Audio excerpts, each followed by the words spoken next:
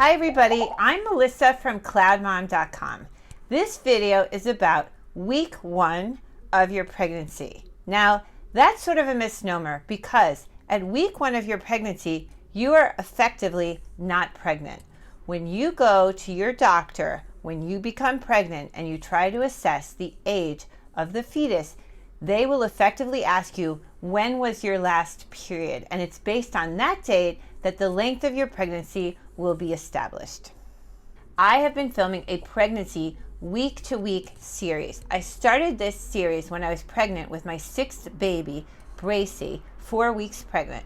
I took it through 30 weeks. At 30 weeks, I unexpectedly gave birth to Bracy very prematurely, which is a whole other story that you can learn about if you watch my baby week-to-week series. But anyway, I'm now completing the series. So I've gone back in time to week 1 because I want to fill in what you should be thinking about if you would like to get pregnant, how to go into pregnancy in the healthiest way you can. So I'm going to fill in weeks 1, 2, and 3, and then I'm going to go back and fill in weeks 30 to 42, which is after the point at which I have my baby, but I want the series to be complete for those of you who do become pregnant and are lucky enough to see your baby through until full term. Since week 1 is effectively the week of your last period, the symptoms you will be facing are symptoms of your period. Cramps, back pain, bloating, that sort of thing. You won't be experiencing any particular pregnancy symptoms as of yet. Hopefully, you're following a very healthy diet. Should you become pregnant, there will be certain restrictions in terms of what you can't eat, and there will also be foods that you should really eat in order to stay healthy. I'll be putting up recipes every week on my site on cloudmom.com, and I will be giving a lot of pieces of advice when it comes to diet, because this is one of the ways to make sure you have a very healthy pregnancy, you keep your weight under control, and this will help you greatly also during the postpartum stage. Okay, so with all that said, I want to give you guys some tips when it comes to conception. One way in which you can track ovulation and try to conceive is through tracking your body temperature. A woman's basal body temperature indicates when her body is about to ovulate.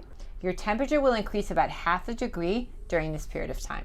If you want to track this, take your temperature every morning right after you wake up over the course of a month or 2, and you'll start to see a pattern. Plan to have sex starting 2 days before ovulation and 1 or 2 days after ovulation, just once a day. Here's kind of a funny story. When we were trying to get pregnant with my first baby, Headley, I thought you were supposed to have sex as many times a day as possible. And I will say that although we started off kind of excited at the idea, by the end my husband was like exhausted. Another thing that indicates ovulation and that you can use to try to get a sense of when you should be having sex if you want to conceive is by tracking your cervical mucus.